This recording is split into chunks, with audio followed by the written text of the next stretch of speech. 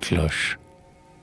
Les cloches ont de vastes hymnes, si légères dans l'aube qu'on les croirait en robe de mousseline. Robe des cloches balancées, cloches en joie et qui épanchent une musique blanche. Ne sont-ce pas des mariés ou des premières communiantes qui chantent? Chaque cloche s'ébranle à son tour. Elle sort de sa tour, robe de mousseline, son en marche qui n'est pas sûr, mais doucement chemine.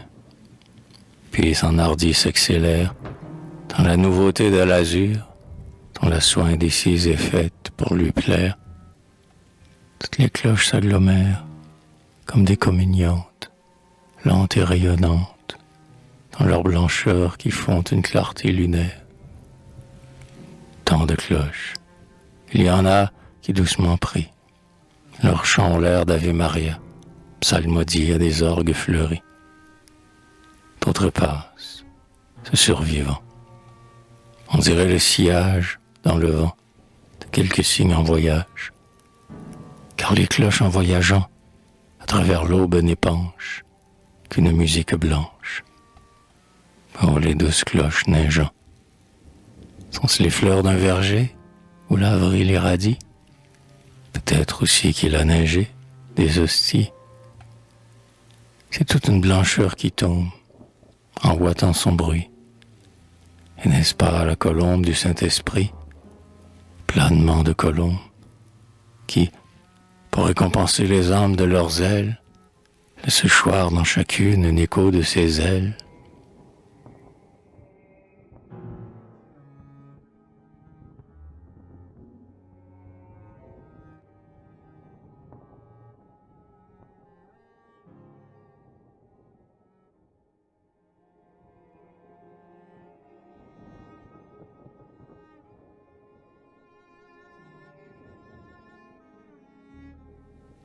D'autres cloches sont des béguines qui sortent, l'une après l'autre, de leur clocher, telles que d'un couvent à matine, et se hâtent en un cheminement frileux, comme si l'année neigeait, cloches cherchant les coins de ciel qui restent bleus.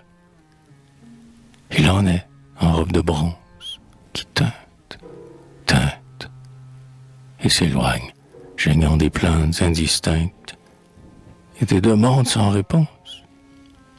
Il en est qui vivent seuls, comme des aïeuls, dans la tristesse et le brouillard, et qui ont toujours l'air, dans l'air, de suivre un corbillard. D'autres encore sont des cloches épiscopales, qui, dans les brumes pâles, ont le mépris des carillons légers, trop frivoles vraiment trop passagers.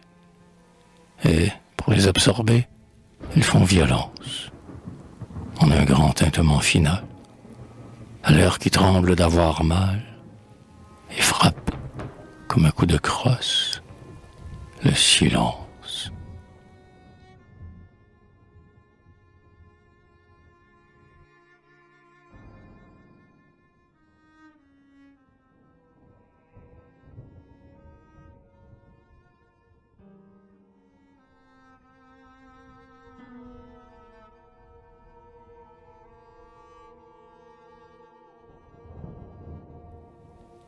Au-dessus des rumeurs, la cloche chante. Écoute, parmi l'isolement, la voix comme à nu. Son de l'éternité tout à coup reconnue. Mon âme a mérité la cloche et l'entend toute, puisqu'en elle a cessé la vie et son bruit vain. Récompense pour l'âme en paix qui la recueille, automne de musique en allée feuille à feuille. Car, tandis qu'on l'écoute, mon redevient divin.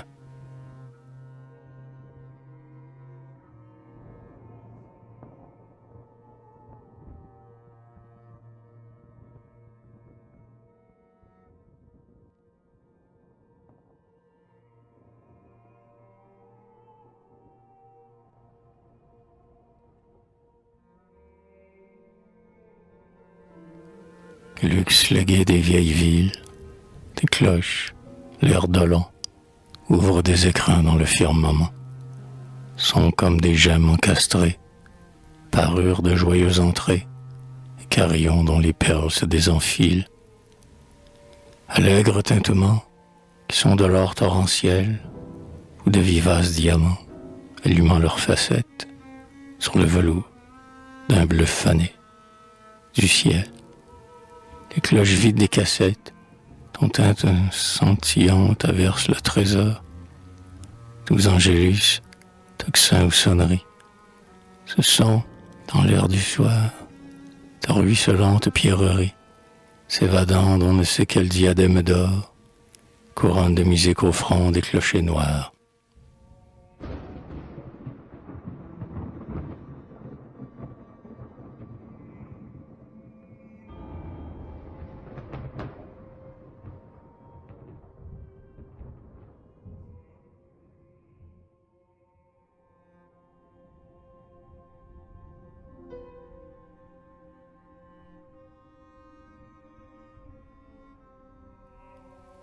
La cloche ne sonne pour personne. Vieille cloche dans son bœuf froid, la cloche a peur, la cloche a froid.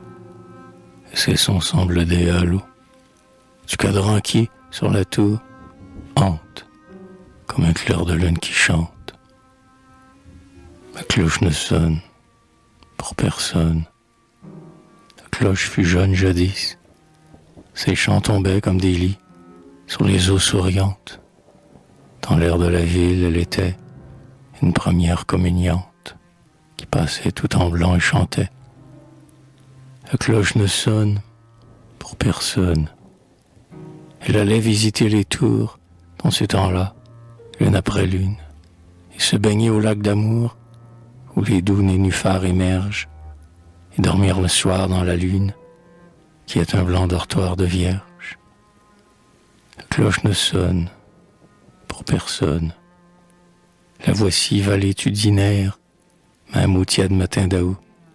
Elle n'a plus l'âge d'être protéinaire, mais dans l'air qui la vit vieillir, ces sons sont les accès de tout, d'une souffrante aïeule qui va bientôt mourir et s'afflige d'être si seule.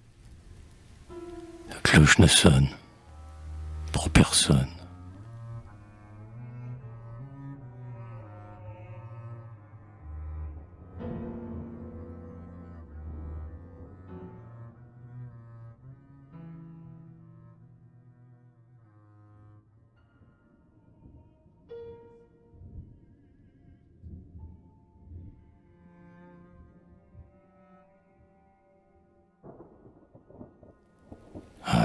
Ces cloches et cette pluie qui se sont obstinées toute la journée. Et sur mon âme, ensemble, appuie. Je rêve de très tristes choses. Une orpheline avec sa camériste. Comme la vie est triste, vue ainsi à travers de la pluie et des cloches. Tout est fané, tout est défunt. Ah, cette pluie et ces cloches qui sont complices. Dans mon âme grise, elles ne font plus qu'un. La cloche décroît, tandis que s'accroît la pluie fine. Et dans mon âme, alors, on dirait qu'il pleuvine, en gouttes de son froid.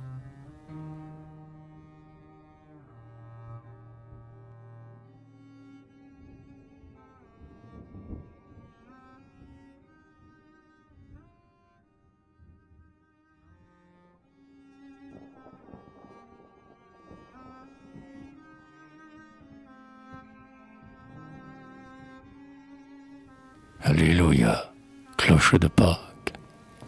C'est fini la semaine en larmes, le tombeau du vendredi saint et le crucifix saint de Violette de Parme, et le plein champ avec ses chants élégiaques. Alléluia, cloche de Pâques. Les cloches moururent un peu, étaient soucis d'un coup de lance, comme leur Dieu. Elles avaient dormi 3 jours au tombeau du silence. Chacune s'éveille à son tour, combien faible, combien pâlie, d'avoir été ensevelie. Et, comme d'un sépulcre, elle sort de sa tour. toutes chantent, ressuscitées, et l'aube en est plus argentée, à la place, dans l'air, où leur vol s'appuya. Cloche de Pâques, Alléluia. Elle semble en robe blanche, cloches qui sont dimanche.